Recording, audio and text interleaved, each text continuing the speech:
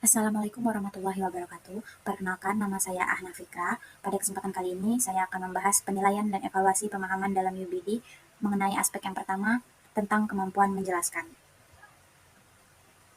Di sini, saya secara khusus akan menjelaskan aspek yang pertama, yaitu kemampuan menjelaskan. Dalam menilai kemampuan menjelaskan pada peserta didik, terdapat 5 kriteria yang perlu diperhatikan, yaitu akurat, koheren, dibenarkan, sistematis, dan prediktif.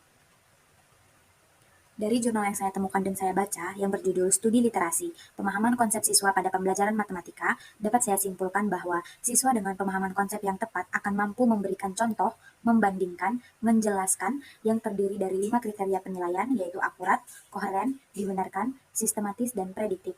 Menarik kesimpulan, menyelesaikan permasalahan matematika, serta mampu melihat hubungan matematika dengan bidang ilmu yang lain. Kemampuan menjelaskan yang pertama yaitu akurat. Kemampuan menjelaskan secara akurat artinya peserta didik mampu menjelaskan berdasarkan sumber atau fakta yang ada. Dalam hal ini, peserta didik diharuskan memiliki sikap teliti, seksama, cermat, tepat, dan benar. Selanjutnya, kemampuan menjelaskan koheren. Kemampuan menjelaskan koheren dalam hal ini artinya peserta didik mampu menjelaskan dengan berhubungan dan bersangkutan, yang berarti peserta didik ketika menjelaskan mampu mengaitkan antar satu bagian dengan bagian yang lainnya.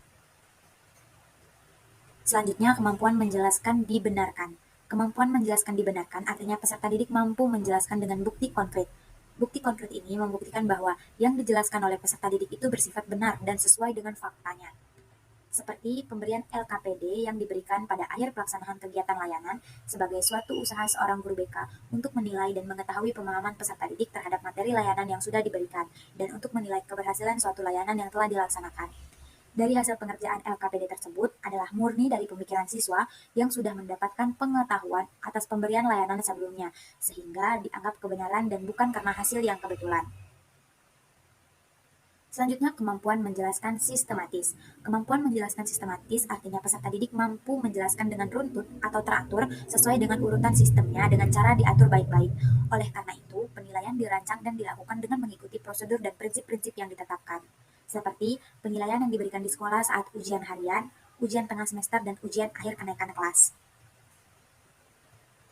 Kemampuan menjelaskan prediktif. Kemampuan menjelaskan prediktif atau perkiraan atau dugaan artinya peserta didik mampu menjelaskan dengan berpikir tingkat tinggi dan mampu memperkirakan atau menduga mengenai suatu bagian. Nah, seperti di sini guru memberikan kisi-kisi soal yang disesuaikan dengan capaian pembelajaran, karakter, dan kemampuan peserta didik, sehingga peserta didik memiliki gambaran atau dugaan tentang soal-soal ujian dan dapat membantu peserta didik dalam berpikir tingkat tinggi. Sekian pemaparan materi dari saya. Wassalamualaikum warahmatullahi wabarakatuh.